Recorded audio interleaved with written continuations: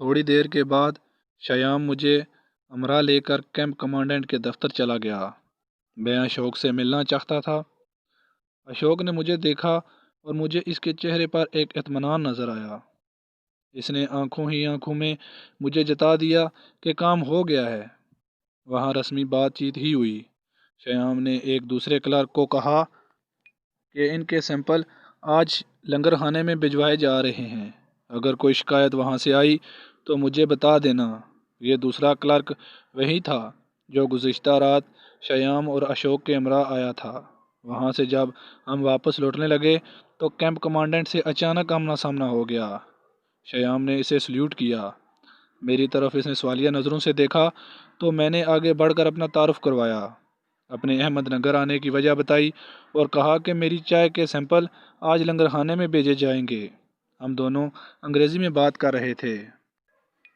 کالروں پر سرخ پٹی لگائے اور کیمپ کمانڈنٹ کی پوسٹ پر متعین اکڑا ہوا فل کرنل مجھے ایک معمولی کلرک کے ہمراہ دیکھ کر خوش نہ ہوا اور بولا، اگر آپ مجھ سے ملنے آئے ہیں تو میرے دفتر میں آ جائیں۔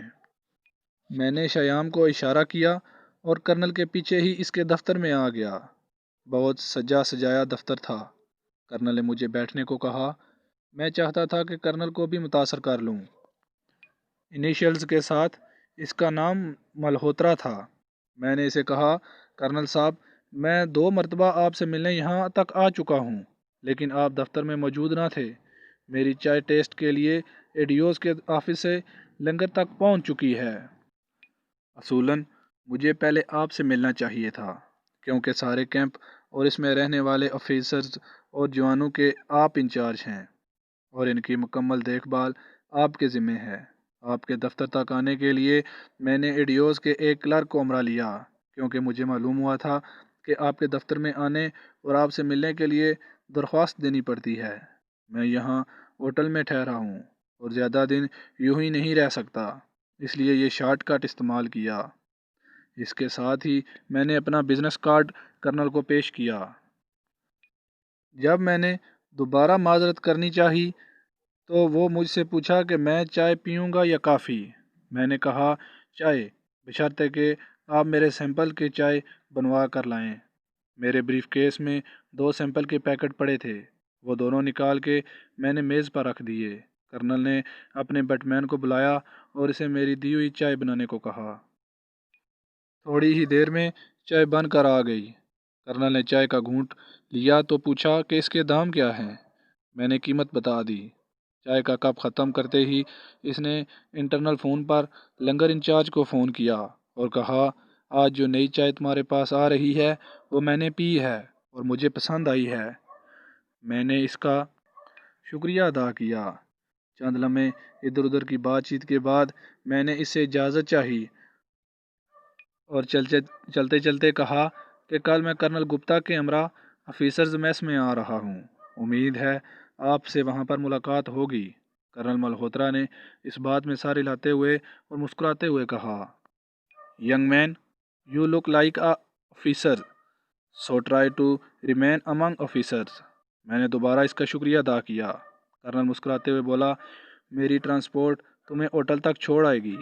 10 منٹ کے اندر ایک جیپ دفتر کے سامنے آ کر رکی، جس پر میں اپنے ہوٹل آ گیا۔ کرنل ملہوترا اور کرنل گپتا کو کیا معلوم کہ جو کام ان کے دفاتر کے کلرک میرے لیے کر رہے تھے وہ کسی صورت بھی امنگ دا آفیسرز رہنے سے نہیں ہو سکتے تھے۔ ہوٹل آ کر میں نے کھانا کھایا اور رات کو اشوک سے ملنے والی فائل کے خیالوں میں گم ہو گیا۔ شام 7 بجے کے قریب اشوک نے ریسیپشن سے مجھے فون کیا۔ میں نے اسے کمرے میں آنے کا کہا۔ وہ سویلین لباس میں تھا اور اس کے ایک ہاتھ میں ہینڈ بیگ تھا۔ میں نے گزشتہ رات کی بچی ہوئی شراب اس کے سامنے رکھی۔ وہ خاصا گھبرایا ہوا لگ رہا تھا۔ اس نے بغیر پانی کے شراب کا آدھا گلاس چڑھا لیا۔ ہینڈ بیگ کھول کر اس نے 2 فائلیں نکال کر مجھے دیں اور کہا کہ ایک فائل میں گزشتہ 8 ماہ میں آنے والی رجمنٹوں اور ٹریننگ کے بعد ان کے واپس جانے کی تفصیل موجود ہے، اور دوسری فائل میں ہر رجمنٹ کے ٹریننگ لینے والے جوانوں اور افسروں کے نام درج ہیں۔ اس نے میری آنکھوں میں گہرائی تک جھانکتے ہوئے کہا کہ ان 2 فائلوں سے آپ جو معلومات بھی چاہیں حاصل کر سکتے ہیں۔ میں یہ فائلیں ایک کلرک کی الماری سے چرا کر لایا ہوں۔ میں اب جاتا ہوں اور صبح 7 بجے سے پہلے یہاں آ کر یہ فائلیں آپ سے لے جاؤں گا۔ آپ یہ یاد رکھیے گا کہ میں نے یہ فائلیں نکال کر ایک بڑا جرم کیا ہے۔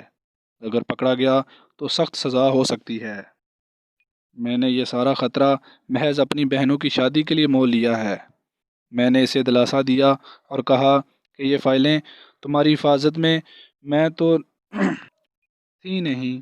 ان کے متعلق اگر کسی کو پتہ چل بھی گیا تو متعلقہ کلرک ہی پھنسے گا اور کل صبح تو تم انہیں واپس لے جاؤ گے۔ میں نے اسے 2000 روپے اور دیے اور کہا جلد از جلد اس کے لیے روپے کا انتظام کروں گا۔ اشوک نے باقی شراب بھی گلاس میں انڈیلی اور گٹا گٹ پی گیا۔ اتنے پینے کے باوجود وہ گھبرایا ہوا تھا۔ اس نے ہینڈ بیگ وہیں چھوڑا اور صبح 7 بجے آنے کا کہہ کر واپس چلا گیا۔ میں نے فائلوں کا سرکاری جائزہ لیا کہ یہ تو ہمارے لیے بیش قیمت معلومات سموئے ہوئے تھی۔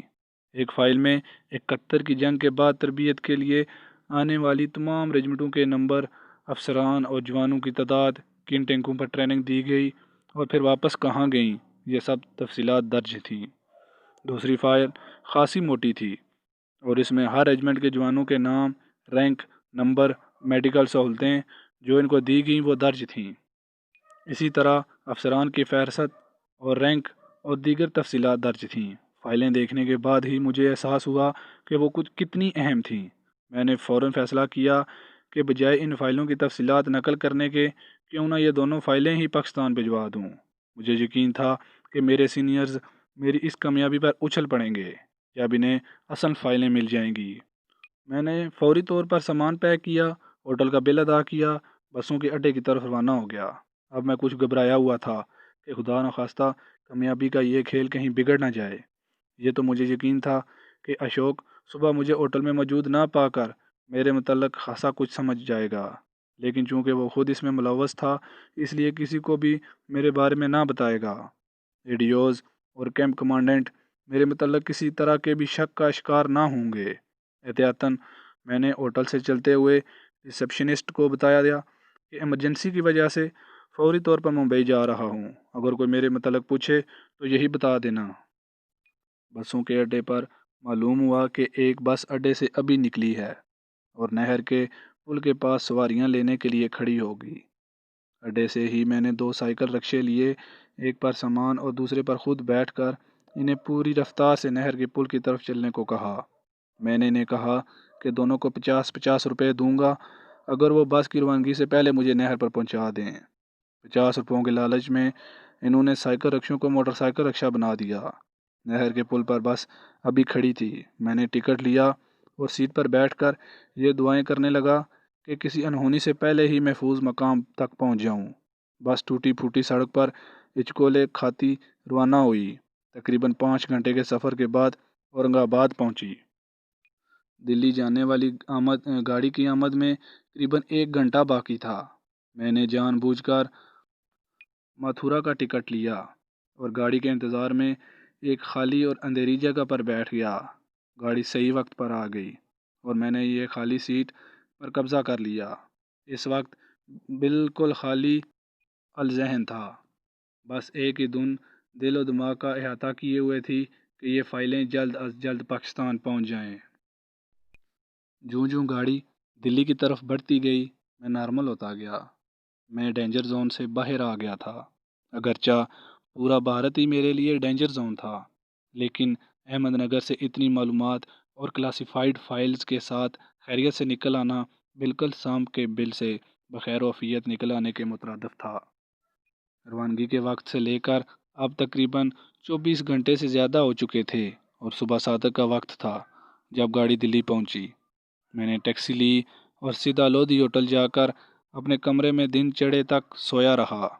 پھر ناشتہ وغیرہ کر کے کارونیشن ہوٹل فون کیا۔ ٹرانسمیٹر والے ساتھی کو شام کے 4 بجے کناٹ پیلس کے ایک ریسٹورنٹ میں ملنے کا کہا۔ باقی ساتھیوں کی خیریت اس لیے فون پر نہ پوچھی کہ ہوٹل میں وہ اجنبیوں کی صورت میں ٹھہرے ہوئے تھے، صرف یہ پوچھا کہ اور ٹھیک ہیں۔ اس نے کہا ہاں۔ مجھے اشوک کا بار بار خیال آتا کہ اپنی کتنی مجبوری کے باعث اس نے اتنا بڑا خطرہ مول لیا۔ اگر اس کے افسران کو اس کی اس حرکت کا پتہ چل گیا تو اس کا کیا اشر ہوگا؟ اس کے خیال کے ساتھ ہی سکوت ڈھاکہ بھارتی فوج اور مکتی باہنی کا بے گناہ مغربی پاکستانی شہریوں اور فوجیوں کے ساتھ بربریت کی انتہا سے بھی زیادہ مظالم کے مناظر ایک تیز فلم کی طرح میرے دل و دماغ میں گھوم گئے۔ وہ لاکھوں زخم جو ہمارے دلوں اور روحوں پر لگ چکے تھے، ان میں سے میں نے صرف ایک پر مرہم رکھی تھی، اور ساتھ ہی مجھے یہ مقولہ بھی یاد آ گیا کہ جنگ اور محبت میں ہر چیز جائز ہے۔ ہماری ایجنسی کا ایک مقولہ تھا کہ ہم زمانہ امن میں جنگ کرتے ہیں اور جنگ کے دوران اپنی کی ہوئی جنگ کے نتائج دیکھتے ہیں، اور میں تو اس وقت حالت جنگ میں تھا۔ شام کو جب میں ریسٹورنٹ پہنچا تو ٹرانسمیٹر والے ساتھی پہلے سے ہی موجود تھا۔ میں نے مختصراً اسے بتایا کہ میں اپنے مشن سے کامیاب لوٹا ہوں۔ ہم نے باقی ساتھیوں کے متعلق باتیں کیں اور اس نے بتایا کہ ہم نے آپ کی غیر موجودگی میں کئی مفید معلومات اکٹھی کی ہیں جن کے متعلق ہم سب آپ کو اپنی کارکردگی بتانا چاہتے ہیں۔ میں نے اسے کہا کہ باقی تینوں اور تم اگلے روز ٹھیک اسی وقت اسی ریسٹورنٹ میں آ جانا۔ اس وقت تو سب سے ضروری اور اہم کام یہ ہے کہ ٹرانسمیٹر پر پیغام بھیجنا ہے۔ کیا تم نے اپنے ہوٹل سے ٹرانسمیٹر پر آزمائشی رابطے کی کوشش کی ہے؟ اس نے اس بات میں جواب دیا تو میں نے اسے کہا کہ ابھی ہوٹل چلو، پیغام لکھ کر دیتا ہوں، اسے میرے سامنے ٹرانسمٹ کرو۔ ہم دونوں اکٹھے کارونیشن ہوٹل پہنچے۔ باقی ساتھیوں کو پتہ بھی نہیں چلا اور ہم ٹرانسمیٹر والے کمرے میں داخل ہو گئے۔ کمرہ احتیاط سے بند کیا۔ یہ کمرہ ہوٹل میں دوسری منزل پر کونے میں تھا۔ ہم نے کھڑکیاں کھول دیں۔ میرے ساتھی نے ٹرانسمیٹر نکالا اور کمرے کی بجلی سے اسے چالو کرنے لگا۔ میں نے پیغام لکھا: اشد ضروری، علاوہ ڈاک کے 2 انتہائی اہم فائل بھیجنا ہیں، ایک کے بجائے 2 کوریئر بھیجیں۔ مجھ سے صرف پہلے والا کوریئر ہی ملے جبکہ دوسرا اس کی نگرانی کرے۔ جب یہ پیغام بھیج دیا گیا اور جواب پیغام موصول ہوا بھی مل گیا تو مجھے تسلی ہوئی۔ اس دور میں ایک نہیں 10 ٹرانسمیٹر خفیہ پیغامات پاکستان بھیجتے تھے۔ ہر ایک کے لیے مختلف کوڈ تھا اور جواب میں پہلے خفیہ کوڈ جو ہر ٹرانسمیٹر کے لیے مختلف تھا بتا کر دیا جاتا تھا۔ شاید پہلے بھی کہیں تحریر کر چکا ہوں کہ انتہائی ضرورت اور ایمرجنسی کے لیے ہی ٹرانسمیٹر استعمال کی اجازت تھی، اور بہت ہی تھوڑے وقت کے لیے۔ بھارتی ایجنسیوں کو بھی علم تھا کہ پاکستان سے بھارت پیغامات ٹرانسمٹ ہوتے ہیں اور انہیں شاید ہماری 1-2 فریکوینسیز تک رسائی بھی ہو چکی تھی، اس لیے ٹرانسمیٹر کے استعمال میں انتہائی احتیاط برتنی لازمی تھی۔ بھارت کے پاس ایسے آلات بھی تھے جن سے ٹرانسمیٹر کے محل وقوع کا پتہ چلایا جا سکتا تھا۔ پیغام بھیجنے کے بعد میں اسی ریسٹورنٹ میں آ گیا اور ٹرانسمیٹر والے ساتھی کو کہا کہ آدھے گھنٹے میں وہ باقی تینوں کو بھی وہیں پہنچنے کا کہہ دے۔ اس نے مجھے بتایا کہ ہم چاروں ہوٹل میں مختلف کاروباری لوگوں کی حیثیت سے ٹھہرے ہوئے ہیں اور ڈائننگ ہال میں ایک دوسرے سے متعارف ہو چکے ہیں، اور یہ تعارف کچھ دوستانہ رنگ میں بدل کر ہم اکثر نہ صرف لابی اور ریسٹورنٹ میں ملتے ہیں بلکہ چند منٹ کا وقفہ دے کر باہر اکٹھے ہی جاتے ہیں۔